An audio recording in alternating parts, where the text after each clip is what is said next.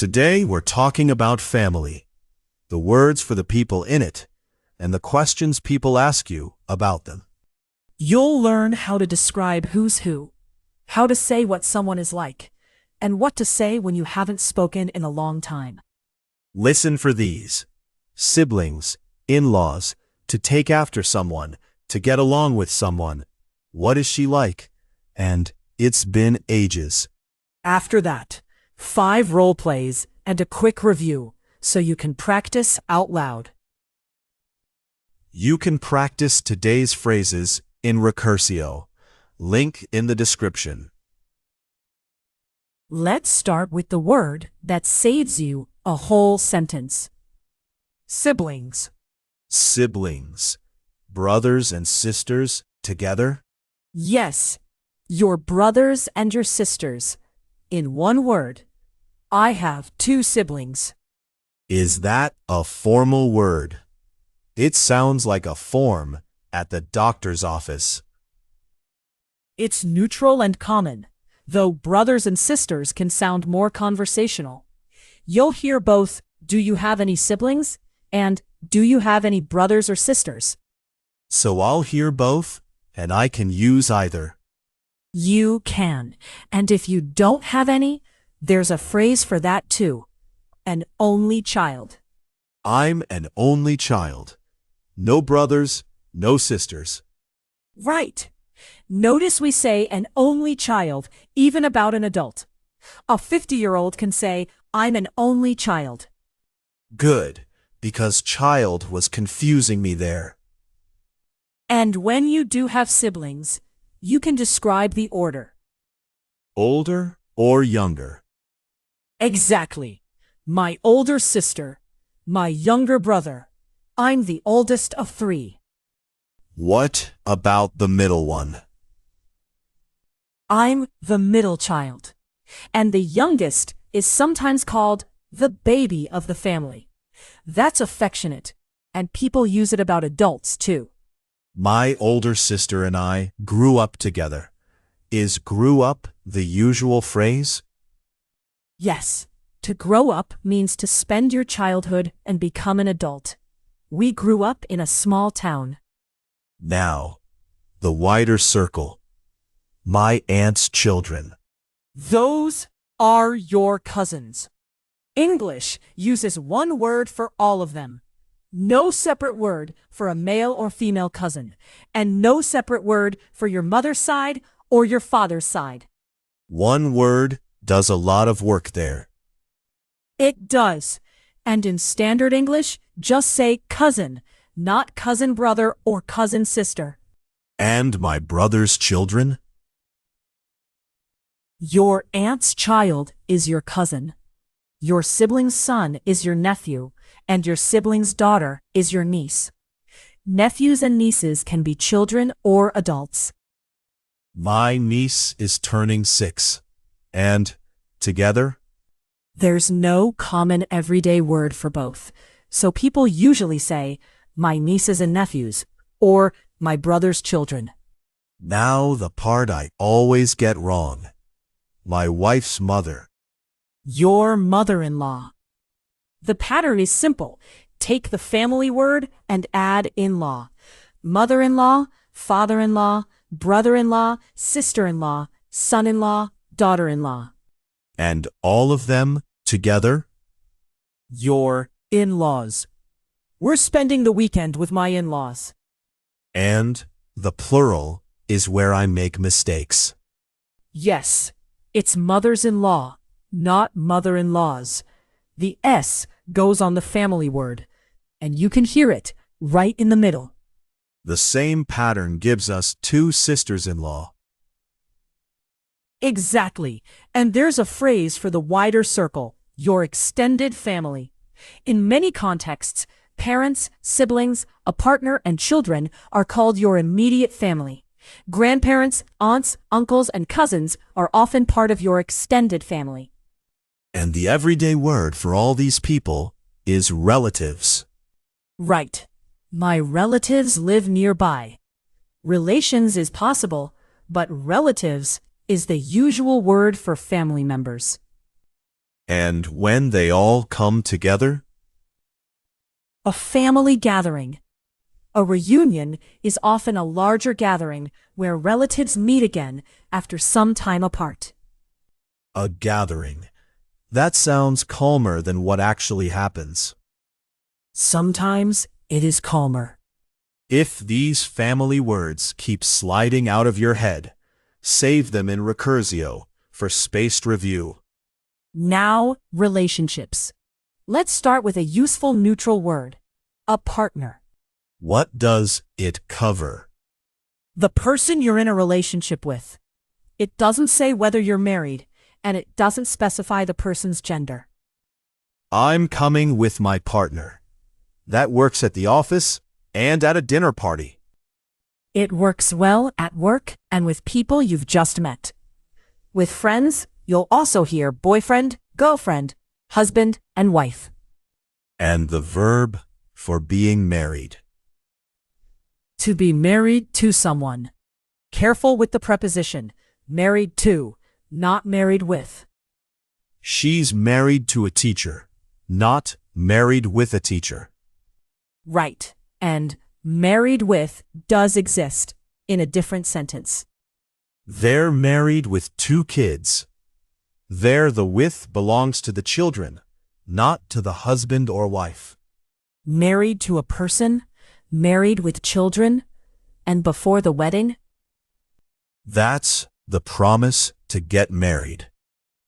To get engaged. They got engaged in June. After that, they're engaged. And a man is a fiancé. A woman is a fiancée. Those 2 are spelled differently, aren't they? In traditional spelling, yes. Out loud, they sound the same. So the difference only shows up in writing. My favorite kind of spelling. And a few more you'll hear. To go out with someone, to move in together, to get married, and to split up. To split up. That's the everyday phrase for ending a relationship. Right. They split up last year. If a married couple legally ends the marriage, they get divorced. Here's a question I got last month and couldn't answer. Who do you take after? A useful question. If you take after someone, you're like an older person in your family, usually a parent or a grandparent. In looks or in character? Either. She takes after her father can mean her appearance, her personality, or both. If you want to be clear, say which. She takes after her father in appearance. And it only works upward. In the family? That's the usual pattern. A younger family member takes after an older relative. For people outside the family, you'd say they're similar, or he reminds me of my uncle. Now, 2 questions that sound almost the same and are not. This is the classic pair. What is she like? And what does she look like? Start with the first one. What is she like? Asks about character. The answer is kind, funny, quiet, a bit strict. And the second? What does she look like? Asks about appearance. Tall, short, dark hair, glasses. So, what is she like is about personality. What does she look like is about appearance. So, like is doing 2 different jobs, and look is the word that splits them. That's it. In this pair, look like asks about appearance. Let me test myself. Someone asks, "What's your new boss like?" Then they want the character. She's direct, but she's fair. And what does your new boss look like? Then it's the appearance. You're probably meeting her at the airport. That example fixes it for me. And one more. You look like your mother usually means appearance. You're just like your mother often means personality or behavior. 2 similar sentences with different meanings. They are. Last section, the people part. Start with the phrase that describes how a relationship works day to day. To get along with someone. I get along with my sister, meaning we have a good relationship. Exactly. And you can say how well. We get along really well. I don't get along with my cousin. Is there a British version of this? You'll also hear to get on with someone in British English. Say get along with, and your meaning is clear on either side of the Atlantic. And staying in contact over the years? That's to keep in touch. Messages, calls, a visit once a year. We keep in touch. And if we stopped? We lost touch. That often happens gradually, without a fight. We lost touch after school. And the sentence you say when you finally see that person again. It's been ages. Here, ages just means a long time. It isn't an exact length. It's been ages. How have you been? That's the whole greeting, and it's warm without being heavy. And a short visit with no big plan? To drop by. I'll drop by on Sunday. It suggests something short and informal. Do I need to tell them first? Expectations differ from family to family and country to country. So a quick message is a safe habit. Is it okay if I drop by around 4? And if I can't come? I can't make it this time. Short. And you don't have to explain. 5 role plays. First, family small talk with a colleague. Do you have any brothers or sisters? I have one older sister. She's 4 years older than me. What about you?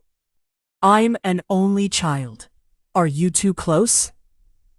We are, actually. We get along really well now, less so when we were teenagers. That can happen.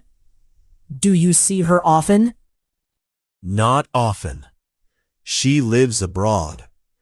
But we keep in touch. We talk every Sunday. Notice how much of that was our phrases in a completely ordinary conversation. Second role play. Meeting your partner's mother for the first time. So, you must be Sam. Come in, come in. Thank you. It's nice to finally meet you. I've heard a lot about you. All good, I hope. You know, you look like my brother when he was your age.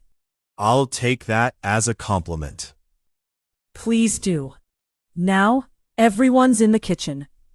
Her father always cooks 3 things at once, and she takes after him. Then I should probably stay out of the kitchen. Third one. Running into an old friend in the street. Marta, it's been ages. It has. How have you been? Good. Busy. We moved last year. We're on the other side of town now. I had no idea. We really lost touch, didn't we? We did. Let's fix that. Are you free next week? Thursday evening? Perfect. Let's text and choose a place. Fourth. And it's a short phone call. Planning a visit. Hi, it's me. Is it okay if I drop by on Sunday afternoon? Of course. What time were you thinking? Around 4? I can't stay long. I have to be back by 7. 4 is perfect. Bring the kids if you like. It's just a small family gathering. Nothing special. Then, we'll see you on Sunday. Say hi to everyone for me. One more, and it's the one you'll actually use. You're picking up your partner's sister at the airport, and you've never met her. That's tonight, actually. I'm picking Elena up at 8. Then, you'd better ask the 2 questions.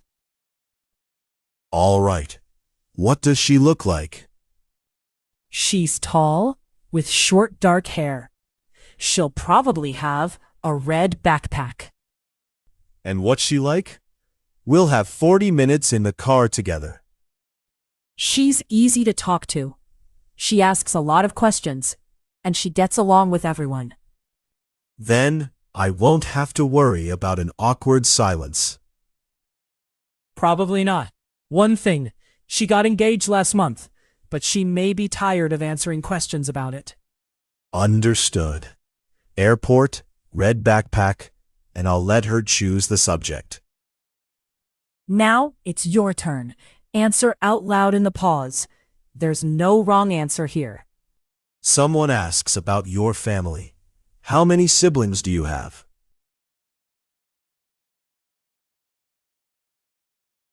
For example, I have one sibling, an older brother. Someone asks, what is your best friend like? How would you describe their personality?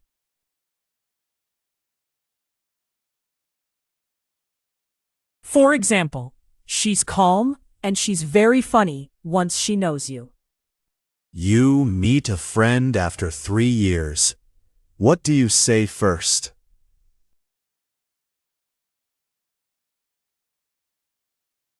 For example, it's been ages. How have you been? 5 quick questions. Answer in the pause, then listen for the answer. No writing, just say it. What's one word for your brothers and sisters together? Siblings. What do you call your husband's or wife's parents together? Your in-laws. Separately, your mother-in-law and your father-in-law. Which preposition? She's married to a doctor or married with a doctor? Married to a doctor. Married with belongs in married with 2 kids. You want to know about someone's character. Which question do you ask? What is she like? With look, it's about appearance. You resemble your grandmother. Which phrasal verb describes that? To take after. I take after my grandmother. That's family in English. Siblings, an only child, a cousin, a nephew and a niece. In-laws, extended family, a partner, to be married to someone, and to get engaged. And to take after someone, what is she like? Or what does she look like? To get along with someone, to keep in touch. It's been ages. And to drop by. 14 phrase cards. If you only take 2 today, take what is she like and it's been ages. Pick 2 now, before you forget them.